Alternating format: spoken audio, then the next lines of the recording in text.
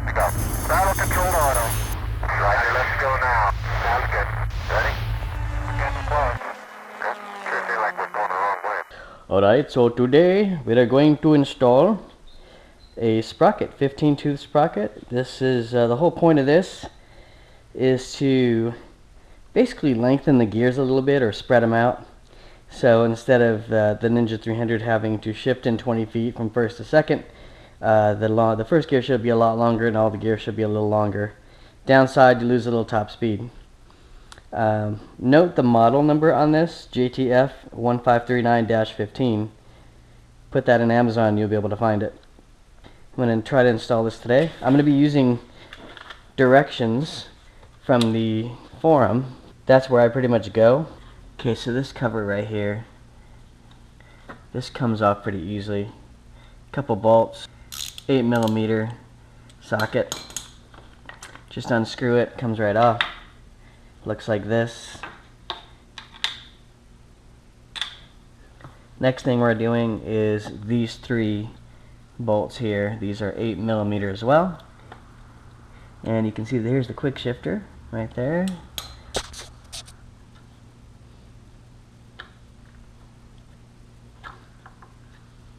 Okay, so now that that's off, I can access this. Okay, back to 8mm. Okay, that's not too tight.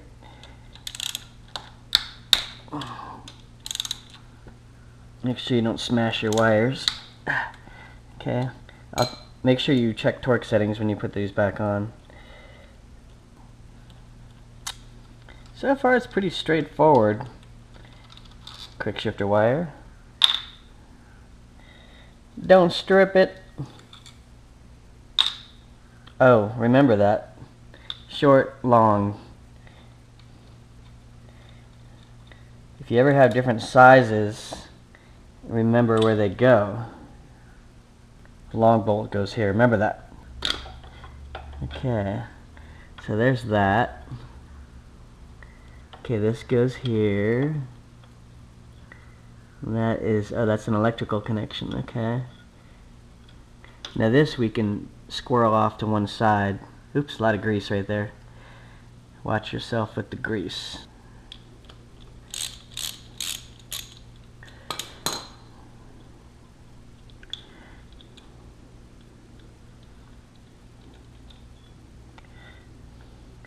Okay. So yeah, it's just easier to remove this bolt and then squirrel this back up here, get it out of your way. Get this electrical connection out of your way, and we'll set this somewhere else. What can I do? Here we go, let's do that. Perfecto. First we have to take this washer off, so we're going to flatten it and reuse it. The size of this nut is 27mm. 27mm, it's a metric bike, so I'm only going to talk about millimeters. A long socket is good. This is medium length, and it actually fits right there. So I'm just going to use my hand. Just kidding. What you're also going to need with this is a breaker bar. So you want to use a breaker bar like this, and this is 24-inch. The longer it is, the more leverage you have. And the more leverage you have, the easier it is to get these things loose. This is me consulting the forum with an iPad in the garage. How awesome is that? How awesome is that? Instructions say, some people said they used a chisel and a hammer. Let's see if I can use a screwdriver and flatten this. I don't know how hard that is. Okay, so you can jam a screwdriver in there and just twist it. I finally got it loose. It's 97 foot-pounds. Look, I'm turning it with my hands. So strong. So what I did is I just used a piece of bar that I had laying around, and I wrapped it in a towel, and I wedged it between the small opening here in the wheel and the swing arm. And then the wheel tried to turn forward. It was blocked by the swing arm. I didn't need to use the rear brake because I'm just one person. It was kind of hard to do both. So this works. Any kind of bar stock will work. And then I used this breaker bar, 27mm So now I can get this off. The thing is, we need a molybdenum sulfide grease. I have no idea what the F that is, and I'm pretty sure I don't have any. But I gotta get some. So, when you put in the new sprocket, make sure the projection right here goes this way, like this. That's according to the service manual. So next step will be to loosen the swing arm and then move everything forward a little bit. Now I can put it on the rear stand actually.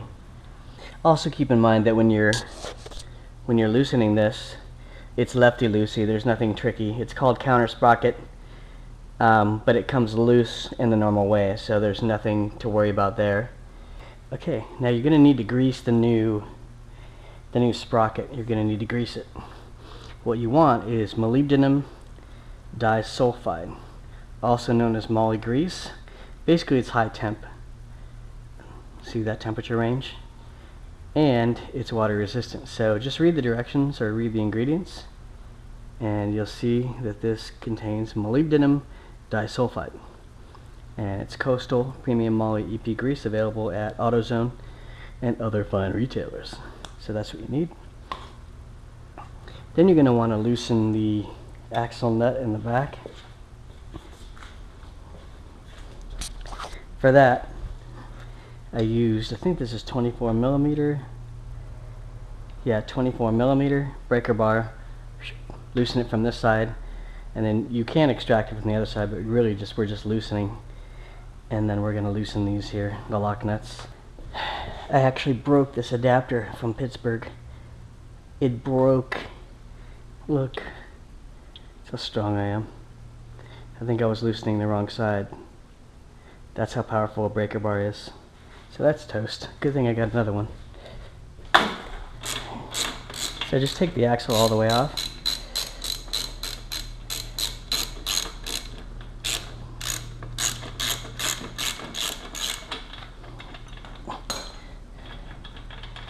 Axle nut. And you want to remove it from this side. Actually, we don't need to remove it. We're just going to move the wheel forward just a hair.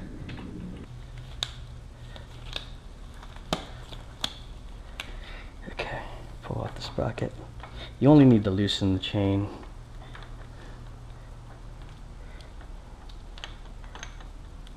Okay, there's the old sprocket. Smells interesting. Okay, now you want to put this on.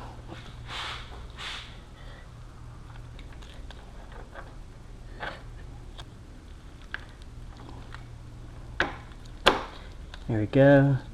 Okay, that's on there. No doubt about it.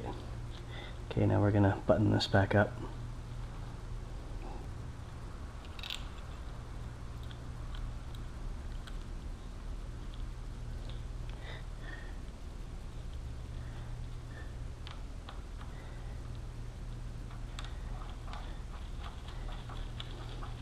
I could probably tighten this up and then bend that flat part back. Okay, this needs to be tightened back down to 93.7 foot-pounds torque.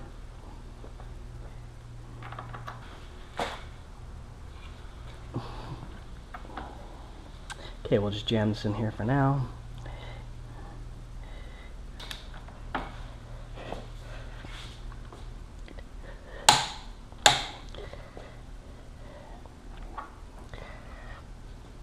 Okay.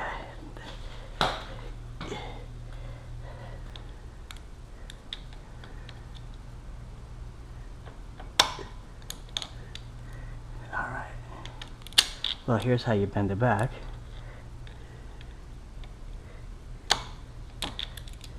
That'll prevent this from turning independent of this, even though it's on there super tight. Okay, that's good. Enough. Okay. Make sure when you install this sprocket cover plate, do this last, right? Because you need access here. These are 1 kilogram torque. So I'm going to do that now.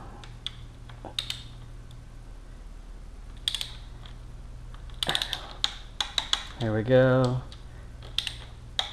There we go. There we go, 1 kilogram. Okay, now I gotta do this.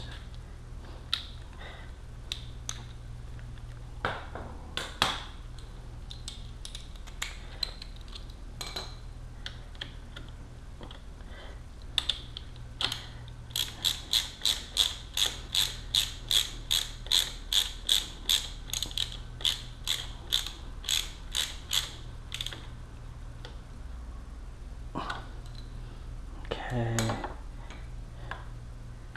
Now we can put this on. So the dot aligns up with the line, but I'm going to lower the shifter just a hair. This screw goes here.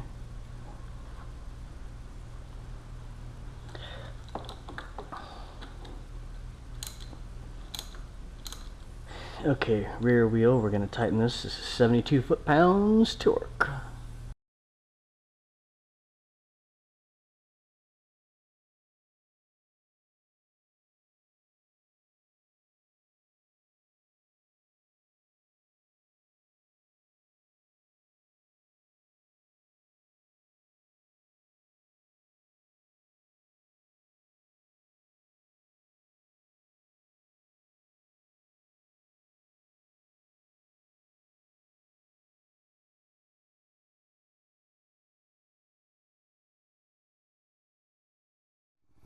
Okay, so I'm trying out the 15-tooth sprocket for the first time. And I'm also being very careful because it's the first time I've ever actually loosened the axle bolt on my rear wheel. And alignment is a tricky thing. I had to make sure, I had to do it like 3 times to get the chain slack I was looking for, which is about 20 to 30 millimeters indicated according to the service manual.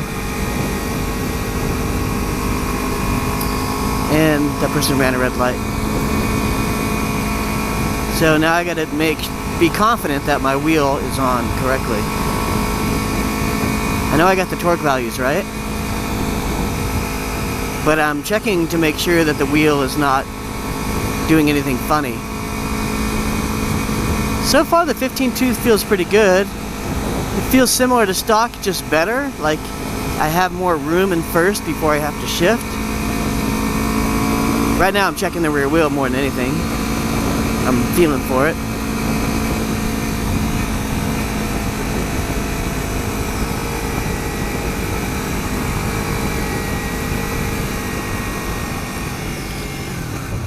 Let's go explore this area up here, shall we? Okay, now I'm going to try first gear. I'm going to try the new first gear, since I think the rear wheel is probably okay. Let's stop all the way, okay. Okay, first gear. Normally I'd be shifting already. Much better. What a difference. Is there any less power? I don't know. Feels slightly less snappy, but it just feels more long-legged, which is kind of what I want. I'm gonna try it anyway. At least I can do it myself if I want to change back. And so can you, dear viewer, so can you. For the alignment, I just used the hash marks. Now, I don't know if I did this with best practices. I think there's some better ways to do it. What I did is I aligned everything up to the hash mark, which gave me the correct chain slack. And then I tightened the axle, which is weird because it seems like the rear wheel wants to move a little bit as you do that, so there should be a better way to secure everything before tightening that big bolt. And then I sort of tightened down the adjusters further, which I don't know if I needed to do that. This is a weird little road. N County maintained road. Okay, I guess I better turn around. Okay, first gear. First gear feels awesome now.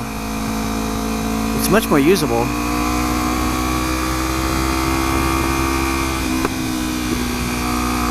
I don't think it's the gearing that gave it power, really.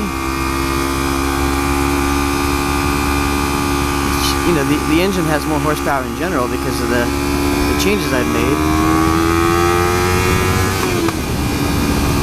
Still feels snappy enough. I'm sort of a momentum rider anyway, especially in the canyons. Oh, you silly suicidal rabbit. Still feels snappy. It just feels like a more long-legged bike.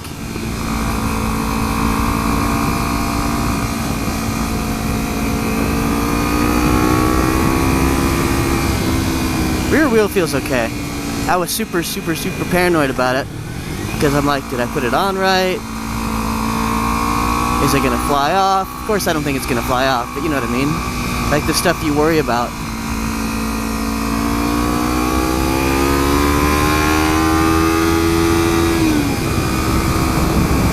Is it gonna be crooked? Is it gonna wear my chain weirdly?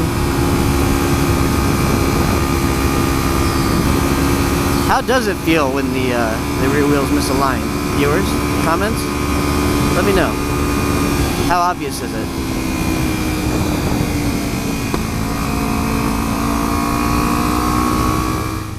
I think it's okay.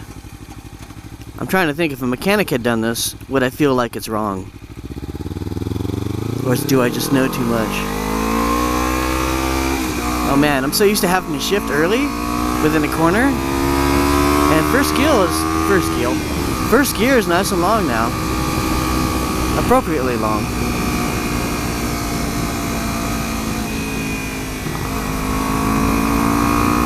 It's hard to explain. The bike, it's not so frenetic with shifting.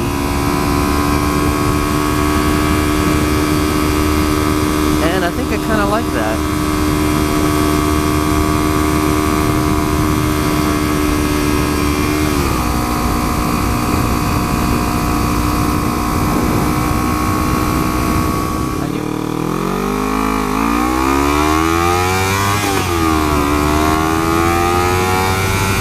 The bike does feel a lot better. It just feels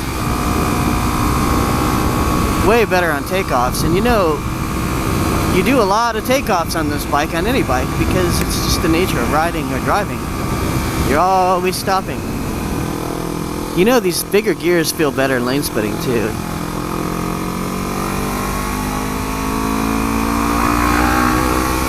You know, having little tiny short gears in traffic like this, not fun because you're always shifting. I don't know, man. I like the 15 tooth so far. I really like it. One of my complaints about this bike was that teeny tiny first gear.